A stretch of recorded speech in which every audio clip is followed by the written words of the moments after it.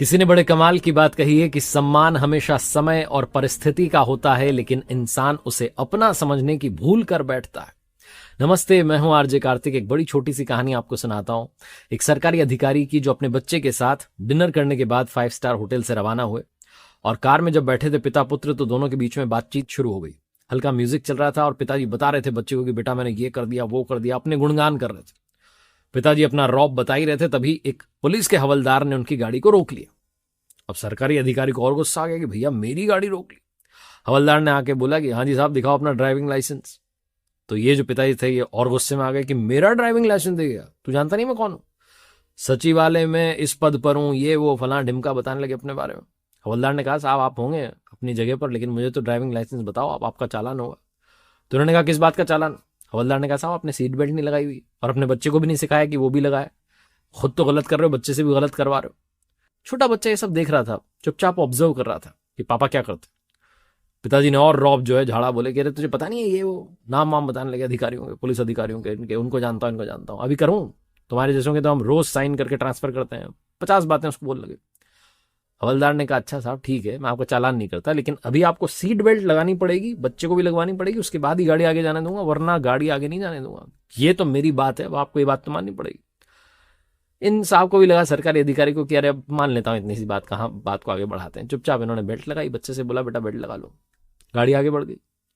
फिर से रौब झाड़ने लगे कि ये समझता नहीं है मैं कौन हूं, ये कौन है, हवलदार है, ऐसों के तो हम रोज साइन करके जो है ट्रांसफर कर देते। छोटा बच्चा चुपचाप सुन रहा था कि पापा कितने बड़े हैं, सब सोच रहा था। अचानक से एक धमाका हुआ। इन्होंने गाड़ी साइड में रोकी तो पीछे देखा कि एक बाइक सवार बुजुर्ग को टक्कर मार करके एक कार जो है दौड़ाते हुए बंदा ले जा रहा था। बुजुर्ग नीचे सड़क पर गिरे हुए थे, खून बह रहा था। वही हवलदार दौड़ के आए उन बुजुर्ग के पास, उनको साइड में लेकर के और आवाज दे रहे थे, कह रहे साहब, बड़े साहब, सचिवालय वाले, सुनो, मदद कर दो, मेरे पास में बाइक नहीं है, इनको हॉस्पिटल ले जाना है, आपकी कार में लेकर के चलते ना। बच्चा सब देख रहा था।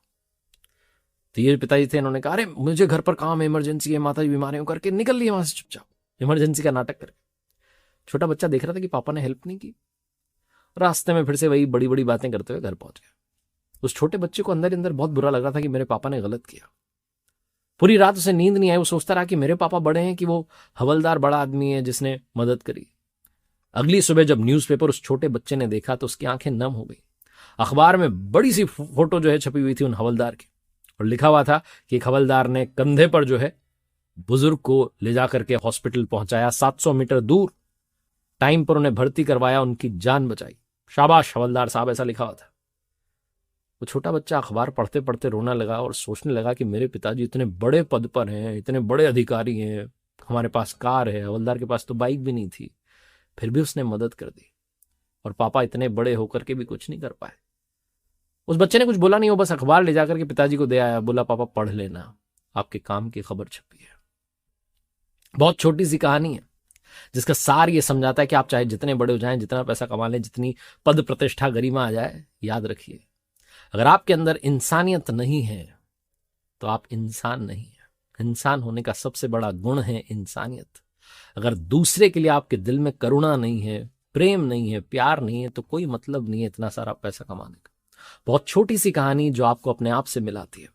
एक बार फिर से वही बात जो अक्सर आपसे कहता हूं, कर दिखाओ कुछ ऐसा कि दुनिया करना चाहे आपके जैसा। याद रखिए हर सोमवार सुबह 9:30 बजे मेरे साथ देखिए एक नई कहानी। और मैंने अपनी ऑफिशियल वेबसाइट लॉन्च की है www.rjkartik.in, जहां कुछ कोर्सेज हैं आपके लिए, जाइएगा, चेकआउट कीजिएगा, आपके लिए वाकई में मददगार साबित होंगे।